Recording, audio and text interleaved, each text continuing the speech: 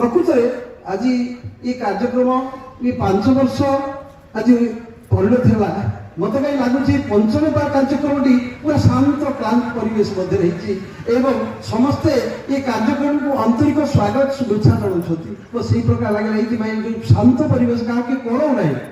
ଆମେ ବାପା ମାଙ୍କ ସମ୍ପର୍କରେ ସମସ୍ତେ ଜାଣିଛେ। ବାପା ମା ପୂଜାର ଯୋଗ୍ୟ ଏବଂ ବାପା ମାଙ୍କର ସେବା ହେଉଛି ପ୍ରଥମ ସେବା, ଯାହା ଗୀତ ମାଧ୍ୟମରେ କୁହାଗଲା, ଯାହା କଥା ମାଧ୍ୟମରେ କୁହାଗଲା। ପ୍ରକୃତରେ ଆମେ ବାପା ମାଙ୍କ ସେବା ଛାଡ଼ି ଯେତେ ଯାହା କଲେ ସେ କିଛି ଲାଭ ନାହିଁ। ମୁଁ ଏଠି ଗୋଟେ ଉଦାହରଣ ମାତ୍ର ଦେବି। କିଛି ଦିନ ତଳେ ଅର୍ଥାତ୍ କାଲି ଆମେ ପହଞ୍ଚିଲୁ ଦୀର୍ଘ 7 ଦିନର ତୀର୍ଥଯାତ୍ରା ପରେ। ତୀର୍ଥଯାତ୍ରା 25 ତାରିଖ ବଡ଼ଦିନରେ ଆରମ୍ଭ ହୋଇଥିଲା। ଆମ ଗ୍ରାମର 140 ଜଣ ଲୋକ 2ଟି ବସ୍ରେ ଗୋଟେ ଛୋଟ ପିଲା ତ୍ରୈଲୋକ୍ୟ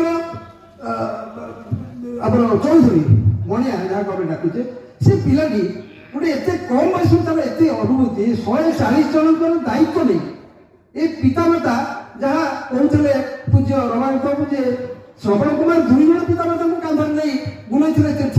ସେ ଶହ ଶହ ପିତାମାତା ଯେ ସମସ୍ତଙ୍କୁ ନେଇ ବୁଲେଇଥିବାରୁ ପ୍ରକୃତରେ ଆମେ କୃତଜ୍ଞ, ଆମେ ଆନନ୍ଦିତ। ଭାଷା ନାହିଁ ପ୍ରକାଶ କରିବା ପାଇଁ। ସମସ୍ତେ ଖୁସି ହେଇକି ଆସିଛନ୍ତି। ତାଙ୍କର ଖୁସିର ଅଭିବ୍ୟକ୍ତି ଟିକେ ବି ବିଶୃଙ୍ଖଳା ହେବା ପାଇଁ ସେ ଦେଇନାହିଁ। ମୁହୂର୍ତ୍ତକ ଭିତରେ ଯେତେବେଳେ ସମସ୍ୟା ହେଇଛି ସମସ୍ତଙ୍କ ପାଖରେ ପହଞ୍ଚି ତାର ସେବା କରିଛି। ଇଏ ଗୋଟିଏ ଉଦାହରଣ। ଆଉ ଗୋଟେ ବଡ଼ ଉଦାହରଣ, ଗ୍ରାମ୍ୟ ପରିଚାଳନା କମିଟିର ଅର୍ଦ୍ଧାଧିକ ସଭ୍ୟ ସେ ବସ୍ରେ ତୀର୍ଥଯାତ୍ରାରେ ଯାଇଥିଲା ବେଳେ ଗୋଟିଏ ପିଲା ତାକୁ ଯାହା କୁହାଗଲା ଯେ ବାପା ମାଙ୍କ ସେବା ଛାଡ଼ି କାହାକୁ ଦାୟିତ୍ୱ ଦେଇ ନ ଯାଇ ସେ ବାପାଙ୍କ ସେବାରେ ରତ ଥିଲା, ଯାହା ଗୋଟେ ଉଦାହରଣ ସୃଷ୍ଟି କରିଛି। ସେ ହେଉଛି ମାନସ ଚୌଧୁରୀ ମନୁ ବୋଲି ଯାହାକୁ ଡାକୁଛେ। ତାକୁ ଯେତେ ଡାକିଲେ ମଧ୍ୟ ସେ ଗଲା ନାହିଁ। ବାପାଙ୍କ ସେବାକୁ ଅଗ୍ରାଧିକାର ଦେଲା। ଏ ଗାଁରେ ଗୋଟେ ଉଦାହରଣ ସୃଷ୍ଟି କଲା। କୋଉଠିକି ଯିବା ଦରକାର ନାହିଁ। ଉଦାହରଣ ପାଇଁ ଆମେ ଯିବା ଦରକାର ନାହିଁ। ପିତାମାତା ଯଦି ନିଟ୍ କରୁଛନ୍ତି ସେବା, ଦରକାର ନାହିଁ ଯିବା। କୌଣସି ମନ୍ଦିରକୁ ଯିବା ଦରକାର ନାହିଁ। ଗୀତ ଯାହା ବୋଲାଗଲା। ପ୍ରକୃତରେ ଟିକେଟ ଦିଆହେଇଥିଲା, ସବୁ ସାଙ୍ଗ ପିଲା ଯାଉଛନ୍ତି, ସାଙ୍ଗମାନଙ୍କୁ ସେ ପ୍ରାଧାନ୍ୟ ଦିଏ, କିନ୍ତୁ ସେ ଗଲା ନାହିଁ ବାପାଙ୍କ ସେବା। ରତଲା କାଲି ଦେଖୁଥିଲି ସେ ଭିଡିଓଟା ବାପାଙ୍କ ସେବା।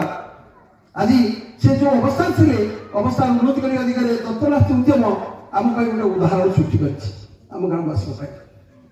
ସେହିପରି ଅନେକ ପିଲା ଲୋକଲୋଚନକୁ ଆସୁନାହାନ୍ତି ସତ, ଅନେକ ପିଲା ଅଛନ୍ତି ଗାଁରେ, ଜଣେ କେବଳ ନୁହଁ, ସମସ୍ତେ ଯେ କରୁଛନ୍ତି କାର୍ଯ୍ୟ ଆମ ପାଖକୁ ଆସୁନାହିଁ। ସେ ଉଦାହରଣ ସମସ୍ତେ ବ୍ୟସ୍ତ ଅଛନ୍ତି। ବାପା ମାଙ୍କୁ ନେଗ୍ଲେକ୍ଟ କରିବା ନାହିଁ, ଅବହେଳା ପ୍ରଦର୍ଶନ କରିବା ନାହିଁ। ଇଏ କାହା ମାଧ୍ୟମ ଯୋଗଦାନ ନୁହେଁ, ଏହା ଗୋଟେ ସାମାଜିକ ଆବଶ୍ୟକତା। It's a social need. ସାମାଜିକ ଆବଶ୍ୟକତା। ଆମେ ଦେହଟା କାଲି ଆମେ